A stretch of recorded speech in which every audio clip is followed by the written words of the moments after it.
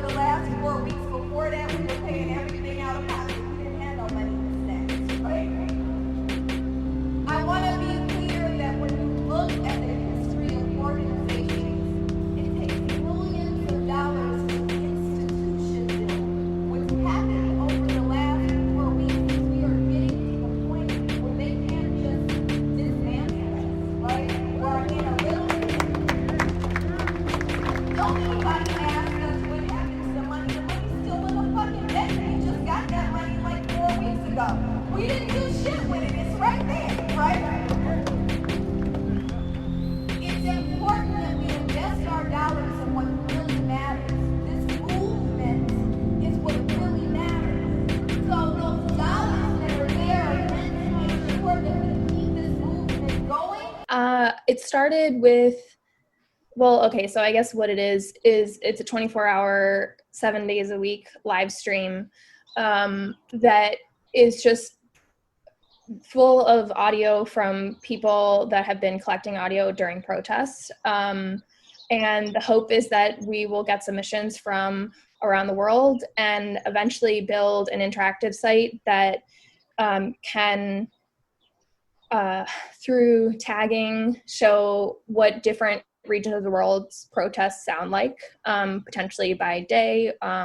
That's sort of like the next phase of it. But it's really just a space where I wanted to collect sounds and allow people to listen to what protests sound like. And the impetus for it came from a lot of different places. But I mean, really, I had the idea like 6 days ago, and was like, I just like need to do this. And so it's coming to life. And you already have a beta version of the website up. Yeah. And last I checked, about 6 minutes of sound. Yeah. But I imagine that will be able to lengthen very quickly. I hope so. I mean, I feel like I've had a lot of people that have said like, oh my God, I have stuff I want to send you. And I think it's just this like time where it takes, getting your clips together or whatever. So I'm hoping that submissions start coming in. But yeah, I haven't been sleeping a lot, to be honest. I was saying to Jeff the other day, I was like, I feel like I just like started a small company and like, between like branding and putting like actually doing the whole website. And you got the URL registered. You got the Instagram account registered. It's like literally like I haven't been sleeping, to be honest. You got the art. you got like the general brand iconography of it ready to go. Yeah. No, and the hardest part has been figuring out the streaming service. And so right now I'm using this platform called radio.co, and I've done a lot of research on different platforms, but it's like, I don't know if you've done a YouTube live stream before that's like continual, like you're pushing media to it. Like there's a lot of like lo-fi hip hop 24/7 sort of YouTube live streams, but it's something I had no familiarity with. And I was like, well, how does this stuff even work? And it's actually kind of like you essentially need a server. And so I've been trying to find a platform where I can host the content and just push it so that if my laptop, if I need to use it, that's not on Wi-Fi or whatever, that like it doesn't shut the whole thing down. But I really just want it to be this like eternal flame kind of idea where like it's just always on and that it's always accessible and that it's always growing. I felt, anyway, I guess I could answer like that stuff later, but I just just keep going. Well, I felt like, so I mean, I had been to a few protests and I'm someone who hadn't gone to protests before. And so having gone to 3 in different, like some in Boston and some up here, and someone who somewhat identifies as an empath, I felt like the energy and how energy moves in protests is like a very, it's just something I hadn't had exposure to, and it can feel, it just moves through you in a way that is very transformative. And I felt like that also is living in sound, and that like having a space where you actually can't see the visuals, especially for people like my friend, a really good friend of mine, her mom is battling cancer, and she called me and she was like, I really want to be going to protests. I really want to be there, but I can't right now. And I think I was just thinking a lot about her and a lot of people who want to be out protesting and can't. And I just thought, being able to hear it and maybe really just get immersed in it would be something impactful. Yeah, that's something I hadn't even thought about. I mean, the idea, right, of one of the main concerns about these protests is keeping up the momentum, keeping up the attention, keeping people from turning away and like going back to normal. And one thing I really liked about the idea of this project is that it very literally does that. Like it just becomes this unending stream of audio that never lets up and never gives up any momentum, only builds momentum, basically, forever. It just felt like kind of like a powerful metaphor. And being like an audio person, I was like, yeah, like I love this. It's such a great thing. But of course, the other part of it is being able to experience what protests sound like all over. You know, Yaara is in Philly, so like the protests, I'm sure they have like the Philly accent. Oh yeah. Stay at it. Keep Trump out of the water. The water. Well, Black Lives the Matter. funny thing- Yeah. Sorry. Go on. yeah. Oh, totally. There was like kind of a rumor. So like I'm a part of this Facebook group in South Philly that is like started out as kind of like a shit posting group, or it's like a combination of like that and like a regular neighborhood Facebook group. And they will like try to mess with like the other neighborhood Facebook groups that have like more like baby boomers in them and like really intensely like racist people. So like some of them would be like, yeah, we're coming over with Antifa to take down the Columbus statue. And then the people in the Facebook groups get like super riled up about it. They're fucking changing our neighborhood and we got to stop these like young terrorists. And so like they went and to protect the Columbus statue in like a park in South Philly. And it like turned out to them like being there every single day. And like now they got all these like different nicknames, like the Gravy Seals, Wooder ISIS, which is like Wooder ISIS, yeah. Oh my God, that's amazing. Like that's one of my favorite forms of like digital direct action right now. Because yes, I love the K-pop kids registering for the Trump rallies. That's a lot of fun. But the people, like a police chief got fired for his response to an imagined Antifa threat. Like, that's amazing. Yes, the K-pop kids got the Trump campaign to build an entire second stage. And by the way, they're doing it now in Portsmouth. I was wondering about that. Donald Trump is coming to Portsmouth in 2 days, and the K-pop stands are at it. I don't think they're gonna fall for it again. I don't know. Can't give them too much credit. They will probably. Yeah, you're right. Probably get fooled again. It'd be really great if this is like Charlie Brown in the football and Donald Trump just every single time like expects a big crowd and doesn't get one, and then you get another shot of him like looking sad walking back to the helicopter. Yeah. So the live stream. So you said that there's kind of like multiple phases right now, and kind of then what's going to happen next is that it's going to be this 24-hour live stream that people can submit to. I feel like we should probably just say that if people are interested in submitting, what's the URL? It's nojustice.nopeace.stream. Okay. Yeah, submit. And I think something that was really important to me was like the 6 minutes that are on there, I made those for 6 minutes. I captured them on my iPhone. Mm-hmm. Most phones, I think, have an audio recorder on them. We're not looking for professionally recorded audio, like anyone, anywhere, like whatever you're recording on, it's all good. If you shot video on your iPhone at a protest and that video has audio, yeah, it's the same microphone. And, you know, there are file converter plugins for Google Chrome, and you can pretty easily convert a video file to an MP3 file. Any old dickhead can just can submit to this project. Totally. And if you don't have those converters, like I made the form so that if you like, it'll accept video files, so I can do that conversion too. That's great. Yeah, so I'm like, I mean, right now, just being one person managing it, I feel like depending on how big this gets, like I might need to tap people to maybe volunteer some time to help do stuff like that. But I think for now, like the workflow is pretty easy, and the stream is set up. I converted it from like, it was originally just like a SoundCloud file.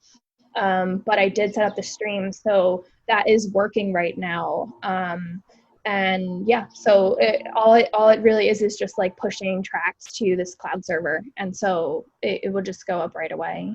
I had this vision of people in their cars somewhere streaming it on their speaker systems, and being able to have like a group of cars with their volume up and have it very loud and moving through space or parked somewhere, and sort of like be able to drone out a place that needed it. Yeah, it's like you're creating like a satellite for a protest. So you get like, you get the audio from like a protest in Cairo, right? And you get a caravan of cars and you blare it down the street in Minneapolis. That's a really cool way of sort of like demonstrating unity in like a really like, I don't know. To me, it's like just a very intellectually fun like concept. You're like, yeah, I love that. That's a great idea. I really want to see how it could transform, and how other people can bring like ideas with how to do that even more with it. I feel like this moment in time is doing a great job at creating art that serves a particular purpose, right? There's a lot of art right now that serves to educate. I think what's cool about this stream is that this is art that serves to kind of like bolster enthusiasm and solidarity. Like it's a digital backbone for some groups, for people to lean against. But I know that Yaara, you've been like super active on Instagram sharing information, and I've told you privately that I think you're doing a great job. You know, not only sharing it but synthesizing information. I think that's a huge help, and I'm really appreciative of that stuff that you share. But what I want to know is, what do you like? What are you seeing? What do you like? And do you mean in terms of like art that we're seeing, or just like what? Yeah, art. You know, the project. I've seen a lot of projects, you know, start up in this time, from like quarantine to starting with just the like latent energy of quarantine, and then getting mixed in with the Black Lives Matter moment. I've seen a lot of like creativity spring from it.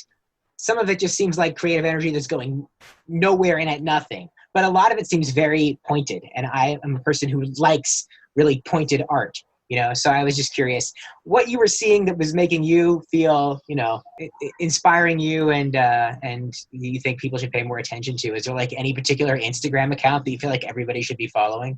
One thing that came to mind just when you said that was like, there's this Instagram account called Student Art Activists. I think that's what it is. I can double check, but that is a feed that is just taking younger students who are just either like starting off in art school or still in high school, and it's promoting their work, and then proceeds are going to different organizations, and it's kind of being managed through that Instagram account. And it's such a varied like grouping of work. Some kids that I know from the Young Arts organization that I work with had work on there. But I think there are just so many one-off artists who are just making things and then giving 100% of the proceeds in my network that I've been seeing. I haven't seen a ton of like bigger organizations doing things. I don't know if Yaara, if you have. I don't know about big organizations, but like, I mean, I've seen like independent artists do stuff like that for sure. And like kind of like independent like clothing brands do things like that. And like smaller cosmetics companies. It might be a while before some of the larger, in like from my experience, a lot of arts organizations are like so terrified that they will just not exist, that they're like planning their moves very carefully. But I think they all want to help. The other thing I have now recently learned from a job where I work with nonprofit organizations a lot is that a lot of nonprofit organizations are very mindful of stepping on each other's toes. And so this is a situation now where everybody's trying to get into the same space, basically, and help in the same way. And they're all terrified of reinventing the same wheel 100 times in a row and being the 98th person to do it. I think that's a really good point. And I feel like I'm definitely seeing, like, I know there's just been a lot of stuff like that that account Change the Museum, like just seeing a lot of stuff that's coming out about the experience of people of color who are working in those institutions and like what that's been like too. And I know that with Young Arts, the organization I was just mentioning, like there's a whole lawsuit happening and like just like a lot of messed up shit, to be honest. And like it's been really interesting to see those institutions and like the lack of transparency at the bigger ones. And then, yeah, I hope it can trickle down. But I think what you're saying is totally spot on. Yeah, I've also seen that happen with a lot of museums that I follow. I found that Change the Museum like Instagram account, and I mean, there's just like there's too many places like that, like museums that'll put out statements, but then when you like actually like look at the management staff or like the board or like anything, it's like all white. The artists that they show are all white. They kind of do things like lumping in a lot of like different kinds of art from countries under like one umbrella, being like, this is the Africa exhibit. But it's like, why are you doing like a special French exhibition, but then you're doing an Africa exhibition like it's a country? Yeah. You can't write out this like inclusive statement while also like not sending items that were stolen from other countries back to where they belong. That's like big museums, like I don't know, like the Met or like MoMA, they all have problems over there. Actually, PAFA, the Philadelphia Academy of the Fine Arts, which is like, it's a school and it's also like, they have like a gallery, and they actually like put out this message to their employees that are like, make sure to not associate PAFA with your protesting. And it was like really weird because like then they were met with a lot of pushback, obviously, and then they put out this statement that was like, we support all those who are disenfranchised. But it's like, but they actually never said anything about like Black Lives Matter in the statement. So it's like a lot of like really empty statements with nothing following it up. Like, you're not changing your leadership, you're not changing like your protocols, you're not changing anything about your faculty. It feels nuts to me that it's museums that are having this problem. Yeah. You know, I mean, obviously there is like a history of like, there's imperialist stuff and there's horrible stuff that is built into museums, but just from where museums are positioned now, right? And the people that go to museums, seriously, are museums afraid of alienating people who go to museums by saying Black Lives Matter? Because, like, no offense, but the people that don't go to museums, like in the Venn diagram, right, of people that go to modern art museums and people that are offended by the phrase Black Lives Matter, it's just two circles. There's no connection in the middle of that Venn diagram. Well, I think actually most of it is about, oh, sorry. No, you go. Most of it is like about pleasing their donors. It is. So it's like not even about visitors. It's about like who is paying for like this wing of the museum. Like all those people are white. So it's like, it's about more like that money rather than like the admissions. Well, and I think, and it's like not just that they're white, it's that they're like the upper like 1% of those white people. Like they're Right. like when, I mean, at galas that I've gone to for the MFA where you're like a college student that's like, they're like, oh, we'll sell your work and we'll give you some proceeds. And you go and you're just like, these people are so rich. It's not even funny. And I remember with Young Arts, it's like the owner of the Miami Heat and his wife were at the gala when we were in high school and they were like grinding up and dancing with the students. But it was like this really uncomfortable, like, but they're in these like huge, like crazy gowns coming in limousines and like the tickets are like thousands of dollars a seat. And it's like, it's just so out of touch with like, I think the people who you're talking about, Zach, of who go to museums who are like regular people that are, you know, probably more liberal or more kind of like eccentric. I don't know. It's very scary. Yeah. Okay. So the wealthy donor model, that's a scary thing, right? Because you want to talk about like defunding the police or something, cool. But when you talk about like the stuff that we like museums and the arts, that's also built on these structures, it's like, oh, that's a bummer. But at the same time, this is kind of a weird comparison, but I was so bummed out about the fact that like I was like, man, a lot of movie theaters are going to close. Like I love movie theaters. I'm so sad that I'm going to lose movie theaters. But then I thought about when I was a kid, and I used to go to these like weird like 2-screen movie theaters that were owned by just like some guy, and how much more interesting that experience was for me. And thinking about how like by the time Arlo is old enough for me to take him to movie theaters and stuff, like we're going to have those again.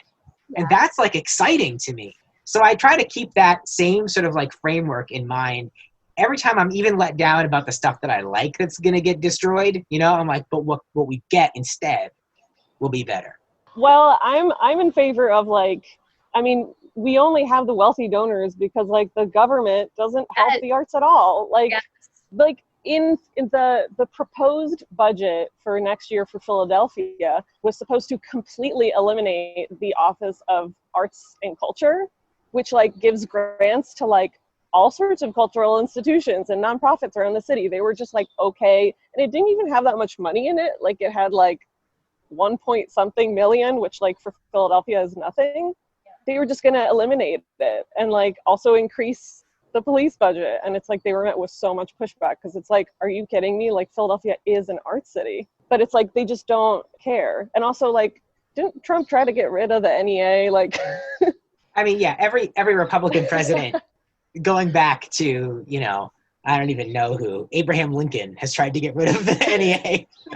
Yeah, I just like, that's wild. Like, how do you not understand that, like, everything that you love as art? Yeah.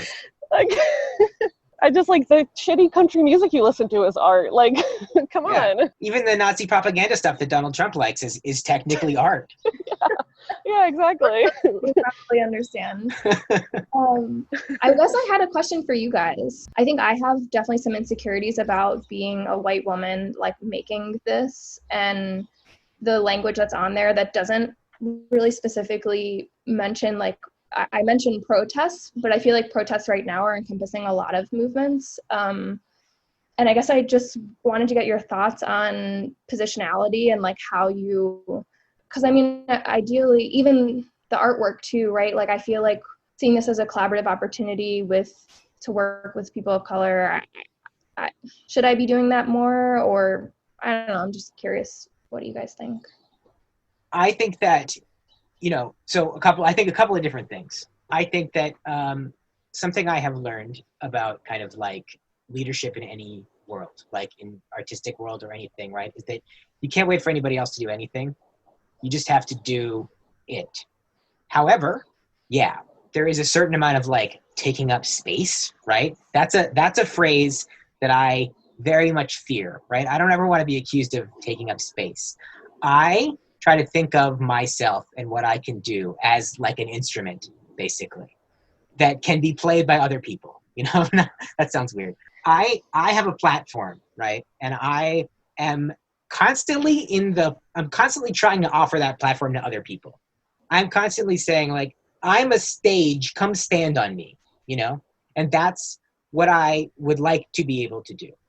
I think that you have to be constantly, like exhaustingly active in the way that you seek that part of it, the way that you seek other people to come stand on your stage, basically. You can't expect them to come to you. You have to do as much work for them as you possibly can. That's something that we can be, right? As like white people, we can be like the infrastructure. And so that's in everything that I'm doing, that's what I try to do. I'm trying to like build infrastructure that other people can use. And when I'm not building the infrastructure, I'm looking around for people who might want to use it. That's helpful. What do you think, Yaara? I mean, I don't really have any kind of way to do that. I don't think. I mean, I don't know. I think for me, it was like really important to literally just like diversify my social media feeds, because it's like I realized that it's like I don't think I was like, I mean, I don't know. I tend to think that I like follow a lot of different people, but I've been finding a lot of like great Black artists especially, but also since I've been like kind of more in tune with like what's happening in Israel right now, finding a lot of like Palestinian artists. And I think that stuff is kind of like, even if I'm just like sharing it on my story and like my family sees it, it makes me feel like, I don't know, like they kind of get to empathize more than they currently do. You're taking an action that you don't even know, you don't know where it goes off. You know what I mean? Like you're just throwing something into the air and the breeze catches it and you don't know where it blows, but it goes somewhere. And I think that's more important than you know. The other thing that I would say that is true of all three of us is that we know people, right? We have all been lucky enough to work in like interesting fields on interesting projects. We know other artists who know other people. A lot of the artist friends that we know have like gone straight, you know, they've gone corporate, they've made it into, I am one of those people. We have made it into a world where we know people in both places. And I think that the power of like connecting people to each other is huge.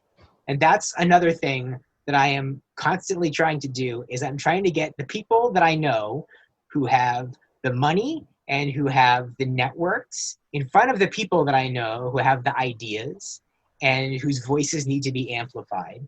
And I am just trying to like come up with new ways to do that all the time.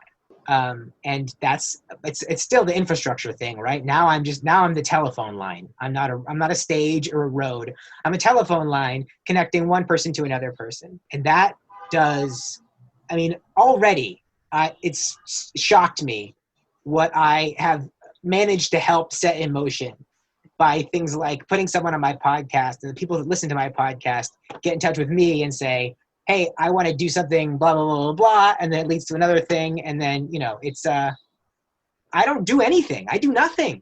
I just, Get out of here. no, I just say, hey, come talk to me. And then I say, hey, I talked to this guy. And then I do nothing else.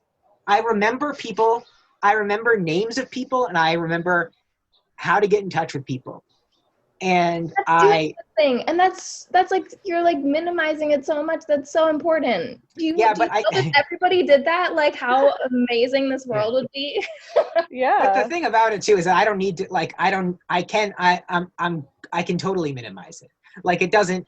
I don't need to make that big because I like doing that part quietly. You know, I like the people that I'm doing this to not even know I'm doing it to them.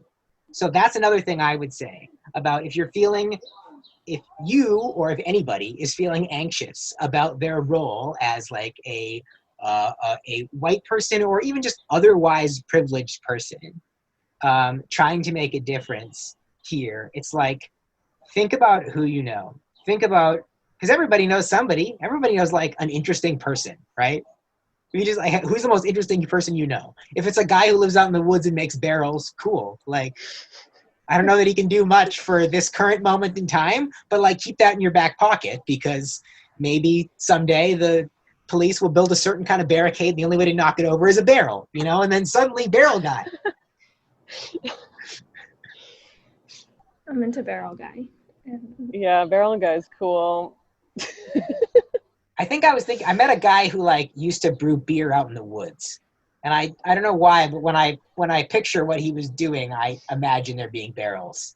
I just realized there's something that I didn't even like think about that, I mean, it's hard to do now because we're not all in the same office, but a lot of times like we kind of bounce ideas off each other. Like I'm not a manager, but like the managers will bounce ideas off each other and I'll just be in the room and I can suggest different artists. Like I've sent our exhibitions manager like artists to be like, you should check this person out. So actually there is space for me to do it.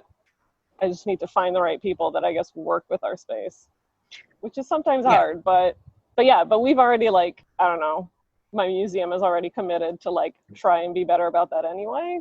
But yeah, you're right. It's like everyone knows someone. It's just like, yeah, I just did an episode of the podcast where I tried to say as explicitly as possible, you can push your employer around. You can do it. Person who is listening to this right now, particularly if you are a younger person, you are a creative person, you are a person who is perceived as being in touch with the political waves and vicissitudes, right? If you're a person who's like on that level, you can push them around. they are terrified of you. And they are terrified of you, but they want to know what you know. And a lot of times I do actually think this, I think a lot of times they want to help. They actually do want to do the right thing. Most of them do. Some people work for terrible organizations, and the people who are in charge do not want to help anybody. But a lot of people do, and they don't know how. And they once knew and they have since forgotten. But you can remind them, and it's like easy. I think that is a good thing to remember, that it's like you have the ability to make change if like you are working somewhere and you're like, something isn't quite right.